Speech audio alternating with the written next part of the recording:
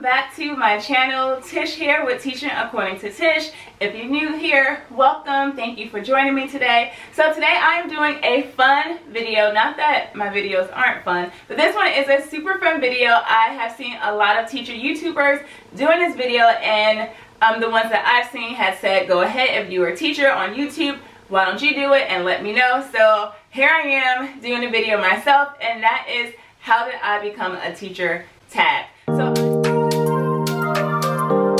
So I'm using some of the same questions that those teachers use, as well as some additional ones. So thank you for joining me. Sit back and relax, and let's get into the video. Alright, so the first question is, did you always know that you wanted to be a teacher? And if not, when did you decide?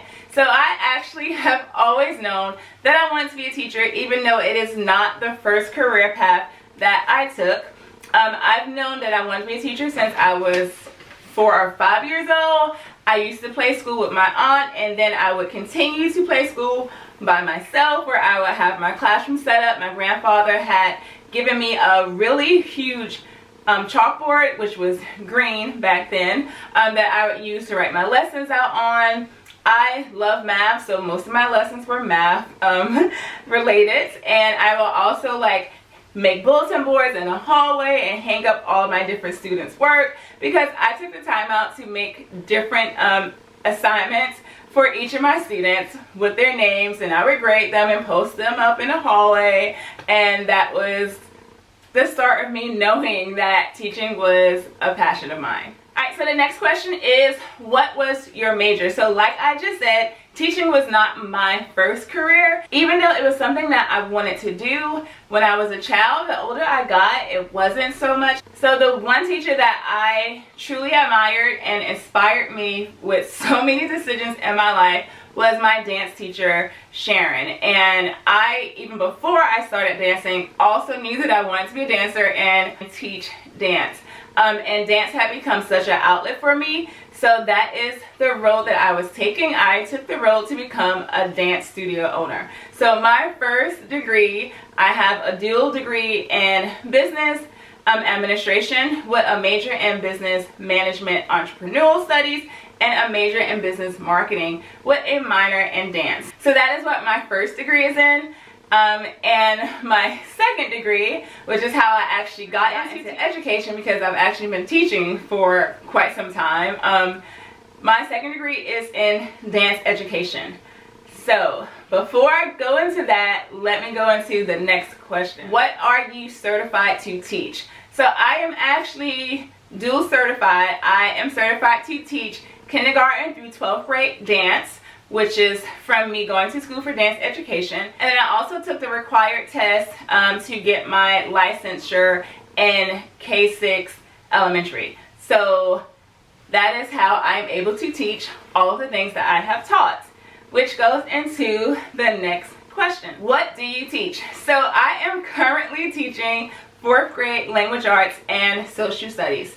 And like I said, I am K-6 certified, so I can teach elementary school as well as 6th grade and middle school. And I have also taught 6th grade language arts and social studies in the past. I did that for 3 years. I have also taught dance.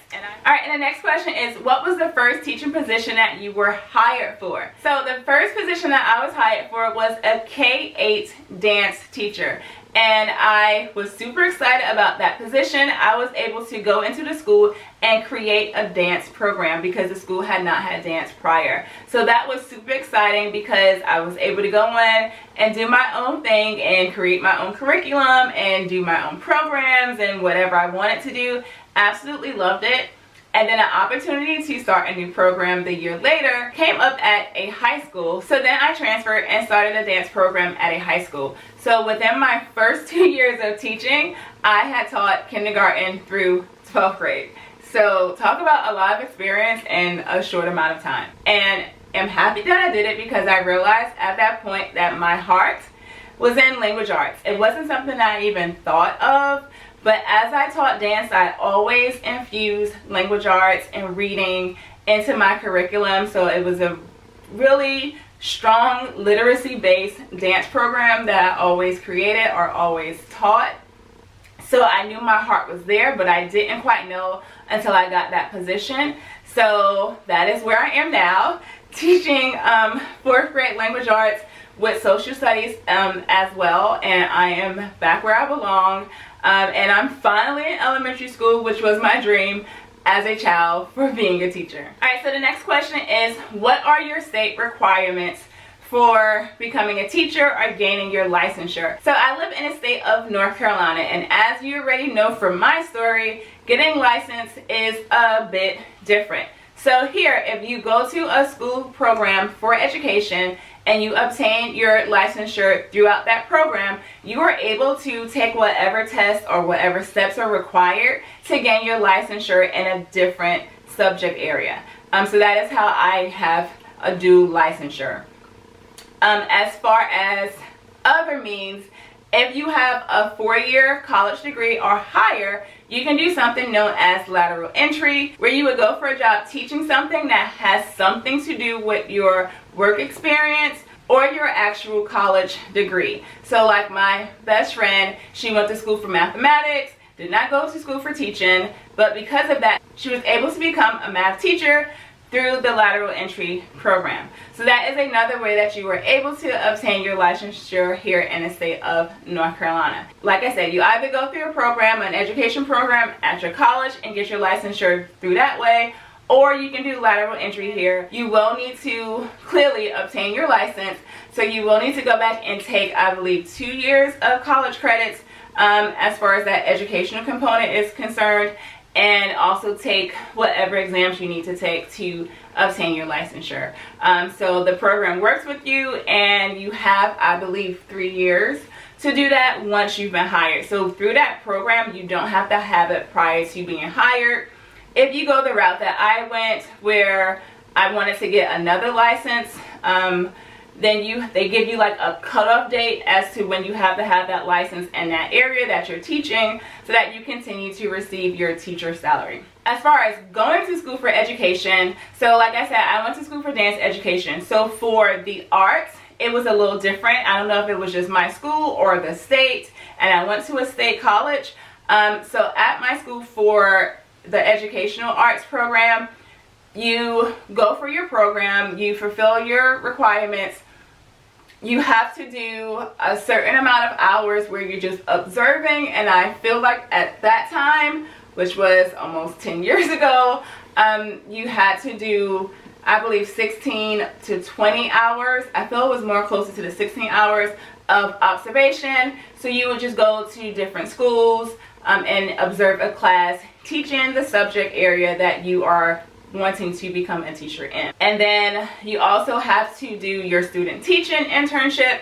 And like I said, for the arts education from my school, it was a little bit different. As far as my student teacher internship, I only had to do 1 semester, whereas the core subject education majors had to do a whole year of student teaching.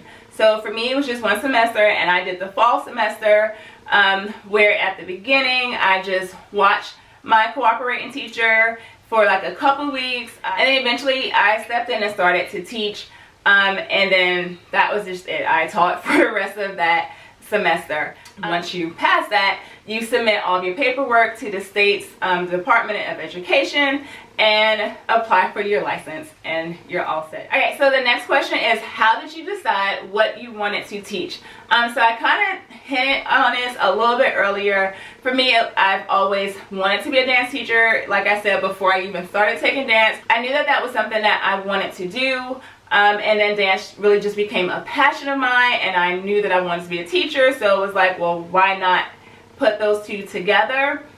My goal was to open up a dance studio, but while I was in the dance ed program, I really just enjoyed it. It wasn't what I thought it was going to be, but it got me back into that school environment, into the classroom that I had loved so much growing up and even through my 20s, that I said, you know, I'm going to go ahead and give this a try and teach inside of the public school setting. And I'm happy I did, because I don't own a dance studio, and I really don't plan on doing that. So yeah. But yeah, so that was what made me decide to teach dance. And then language arts was just, like I said, something that I fell into and became so passionate about. And then that job just actually just fell into my lap, where it was handed to me that that is what I was going to be teaching. So that's what happened. And like I said, I absolutely loved it once I started doing it and knew that that is where I was supposed to be. Okay, so the next question is, did you do substitute teaching? When I did my student teaching internship, my cooperating teacher was pregnant and she was due in December. I graduated in December and it all worked out for me. So pretty much the Monday after my graduation, I started subbing and I became an interim substitute teacher at that school. So I was there with those kiddos from August all the way into April when she came back. And then after that, I continued to do different sub jobs throughout my district before picking up another maternity leave for a dance teacher, where I took on her kids to the end of the school year. So yeah, I've done some sub work, and there were not many dance positions open when I graduated. So at least with that, I was still able to get full-time pay, even though I didn't get the full-time benefits. Alright, so the next question is, what was the process like to apply for the first teaching job that you were hired for? Alright, so this is taking me way back because it's been some years, and I did just reapply to the district recently, and not too much has changed. So you go to the district's website. I went to the district's website and I filled out my application, and like, it really wasn't super hard. So I filled out my application, and it is about a 10-page application. Thankfully, it's on the internet and you're not writing it out. So you fill it out and you put all of your information on there, your personal information. Of course, it's the general stuff about like your prior employment, your education. For me, I didn't need to have a test for dance education, but they asked for like your praxis or your Pearson's exam. So I filled out the application. I had to have, I think, 3 different references, and I used the principal at the school that I did my student teaching at, and then I did my interim sub job at. I used her, and she gave me a great reference. I used the department chair for the arts department at that same school, so she gave me a reference. And there was one more person that I used. I feel like it was someone from my college that I used. It might have been my professor. So I used those 3, and I had to upload a copy of my transcript, a copy of my license once I got it. And I feel like that's pretty much the gist of it. And then you wait. So for my district, everything is electronic. You go onto the website. The same website that you apply has the list of jobs, so you just click on a different tab for that, and you see the school, you see what the title is, you see when the job is for, and then you have the option to view it. Once you view the job, you get a little bit more details and you hit apply. You don't want to send an email only to the principal, because the principal might not be involved in a hiring process. So you just want to send an email to everyone that is possibly involved, because there are, depending on how big the district is, hundreds of people applying for the one job that you want. And the way ours work, since it is electronic, they don't see all of those hundreds of people, which means that they might not be hiring the best person. So if you want them to hire you and you feel like you're the best person, then send them an email and just brag about yourself in that cover letter. Make sure your resume is just top-notch, stand out, super easy to read. Try to get it on one page if possible. Just highlighting your experiences. That way that you are the one they call. That has worked for me. Where me emailing everybody that I can. Make sure that at least my application is seen. At least I get an interview. And I'm not just sitting there wondering why I wasn't called. So, tip for when you are applying for a job. Alright, so the next question is, what are some common interview questions?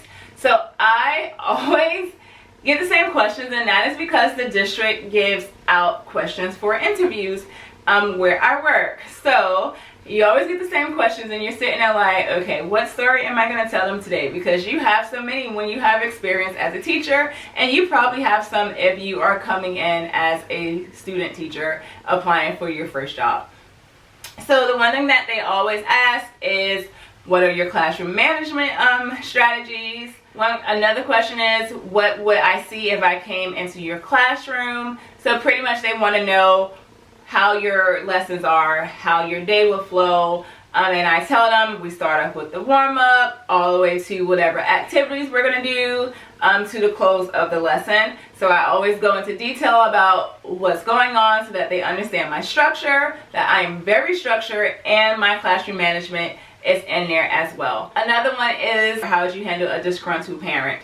And for me, it's always find out what the parent needs, try to meet their needs, apologize if necessary, and solve the problem. If it becomes too big, then call in for an admin or assistance to help de-escalate the person. So that, of course, I don't say it quite like that. You say just a little bit more professional. But yeah, so those are 3 of the questions that I always get on interviews. All right, so the next question is, what did you feel prepared or unprepared for your first day of teaching? So because it was a new program that I started, my first day of teaching was great. I felt like I was as prepared as I could be, because like I said, it was all coming from me. It wasn't me having to follow a curriculum or a structure that someone else built. It was me building it on my own. Here I had the experience of subbing and being able to work in dance environments that were completely formed and structured. So I felt like I got a lot of training from that. So when it was my first day, that I pretty much knew what to do, because I was able to keep those well-oiled machines running smoothly for those 2 teachers that I subbed for. So as far as teaching and classroom management, like, I had all of that down. What I wasn't ready for the first day of school was not being able to get through everything. Like, I wasn't prepared for that. I was just ready to be able to do everything that was on my list, and I wasn't ready for the just sit back and relax because nothing's going to go according to your plan. Alright, and lastly, what advice do I have to give to new teachers or any teacher out there? So my biggest piece of advice is to try your hardest to not take work home. We are one of the only professions out there that when we leave work, we continue to work.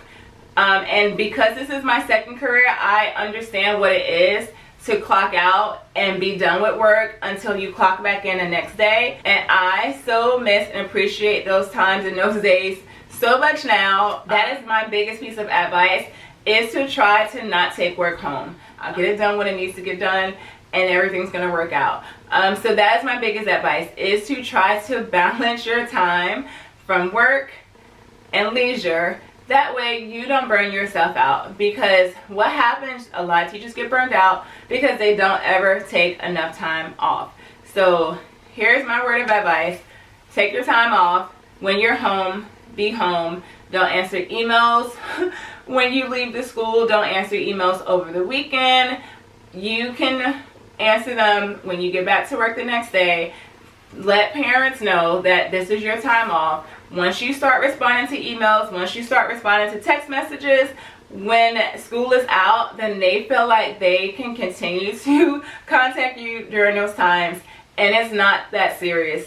You can wait to respond the next business day. Even if your school has a 24-hour response time, that is business hours only. Like, that does not mean if they send you something on Friday, you have to respond by Saturday. No, that means that if they send you something on Friday night at 7 p.m., you have until Monday to respond to them, so that you just have that sanity, you have that balance, and you're not burning yourself out. So that is my advice to you. Alright guys, so I hope that you enjoyed this video, and if you are a teacher and you're on YouTube, go ahead and join this How Did I Become a Teacher tag. I would love to see your video. If you do so, leave a comment letting me know that you have done a video yourself.